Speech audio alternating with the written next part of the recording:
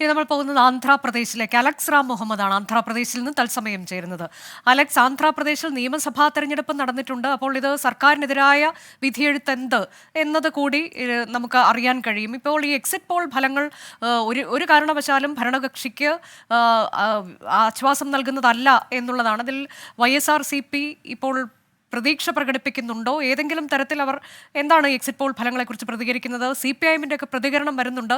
നേതാക്കൾ അലക്സിനോട് പ്രതികരിച്ചിട്ടുണ്ട് എന്നാണ് ഞാൻ മനസ്സിലാക്കാൻ കഴിയുന്നത്. വിവരങ്ങൾ എന്താണ്? അനുജ, തീർച്ചയായും ഇതിൽ ശ്രദ്ധിക്കേണ്ട ഒരു കാര്യം, ആന്ധ്രാപ്രദേശിൽ പാർലമെന്റിലേക്കുള്ള സീറ്റ്, ആന്ധ്രാപ്രദേശിലെ പാർലമെന്റിലെ ആകെ സീറ്റ് 25 ആണ്. 25 സീറ്റിൽ 22 സീറ്റ് കഴിഞ്ഞ തവണ, അതായത് 2019 25 സീറ്റ് 22 സീറ്റ് ജഗൻമോഹൻ റെഡ്ഡിക്കായിരുന്നു, YSR കോൺഗ്രസിനായിരുന്നു. 3 സീറ്റുകൾ മാത്രമാണ് TDPക്ക് അന്ന് ലഭിച്ചത്. ആ ലഭിച്ച സീറ്റുകളിൽ തന്നെ അവരുടെ ഭൂരിപക്ഷം 4000-നും 8000-നും ഇടയിൽ മാത്രമായിരുന്നു ആ 3 സ്ഥാനാർത്ഥികളുടെ എന്നുള്ളതാണ് ഏറ്റവും പ്രധാനപ്പെട്ട കാര്യം. ഏതാണ്ട് 39.5% TDPയുടെ അന്നത്തെ വോട്ട് ഷെയർ. അതേസമയം YSR കോൺഗ്രസിൻ്റെ വോട്ട് ഷെയർ ആകട്ടെ 50% അടുത്തായിരുന്നു.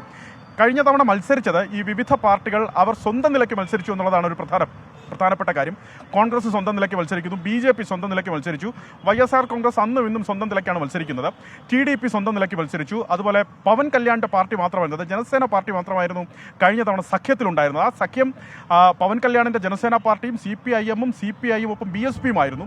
ഒരു മുന്നേറ്റവും ആ മുന്നണിക്ക് ഉണ്ടാക്കാൻ സാധിച്ചില്ല. മാത്രമല്ല ഈ വോട്ടുകളാകെ വിഭജിച്ചു പോയി, ഛിന്ന ഭിന്നമായി പോയി വോട്ടുകളൊക്കെ. അതെല്ലാം YSR കോൺഗ്രസിന് അനുകൂലമായി മാറുകയായിരുന്നു എന്നുള്ളതാണ് പ്രധാനപ്പെട്ട കാര്യം. പക്ഷേ ഇത്തവണ അത് ഉണ്ടാകില്ല എന്നാണ് എക്സിറ്റ് പോളുകൾ, ദേശീയ ഏജൻസികളുടെ എക്സിറ്റ് പോളുകൾ പ്രവചിക്കുന്നത്. ഇത്തവണ NDA സഖ്യത്തിനൊപ്പമാണ് TDP-യാണ് NDA സഖ്യത്തിന് ഇവിടെ നേതൃത്വം നൽകുന്നത്. ആകെ 25 സീറ്റിൽ 17 സീറ്റുകളിൽ TDP മത്സരിക്കുന്നുണ്ട്, 6 സീറ്റിൽ BJP മത്സരിക്കുന്നുണ്ട്, 2 സീറ്റുകളിൽ ജനസേന പാർട്ടി മത്സരിക്കുന്നുണ്ട്. അങ്ങനെ പവൻ കല്യാണിൻ്റെ ആ പാർട്ടി കൂടി ഈ NDA സഖ്യത്തിനൊപ്പം ഉണ്ടെന്നുള്ളതാണ് ഏറ്റവും പ്രധാനം. അതിൽ തന്നെ BJPക്ക് സംസ്ഥാനത്തെ വോട്ട് ഷെയർ, അവരുടെ സ്വന്തം നിലക്കുള്ള വോട്ട് ഷെയർ 0.17% മാത്രമാണെന്നുള്ളത് ശ്രദ്ധിക്കാനുണ്ട്. കോൺഗ്രസ് ഇത്തവണ YS ശർമ്മയുടെ നേതൃത്വത്തിൽ, ജഗൻമോഹൻ റെഡ്ഡിയുടെ സഹോദരിയായ YS ശർമ്മയുടെ നേതൃത്വത്തിൽ കോൺഗ്രസ് ഒരു തിരിച്ചുവരവിന് ശ്രമം നടത്തുന്ന ഒരു തെരഞ്ഞെടുപ്പ് കൂടിയാണിത്. കോൺഗ്രസിൻ്റെ വോട്ട് ശതമാനം കഴിഞ്ഞ തവണ 1.1 മാത്രമായിരുന്നു എന്നുള്ളത് പ്രത്യേകം ഓർമ്മിക്കണം.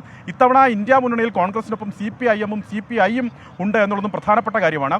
നേരത്തെ പറഞ്ഞതുപോലെ എക്സിറ്റ് പോളുകളിൽ, ദേശീയ എക്സിറ്റ് പോളുകൾ പ്രവചിക്കുന്നത് ഈ NDA സഖ്യത്തിന് വലിയ രീതിയിലൊരു മുൻതൂക്കം, അത് പാർലമെന്റിലേക്കും ഭരണം തിരിച്ച് ചന്ദ്രബാബു നായിഡു പിടിക്കും എന്നാണ് അവർ പ്രവചിക്കുന്നത്. പ്രാദേശിക തലത്തിൽ പക്ഷേ ജഗൻമോഹൻ അനുകൂലമായ എക്സിറ്റ് പോളുകളാണ് ഏറ്റവും കൂടുതലുള്ളത്.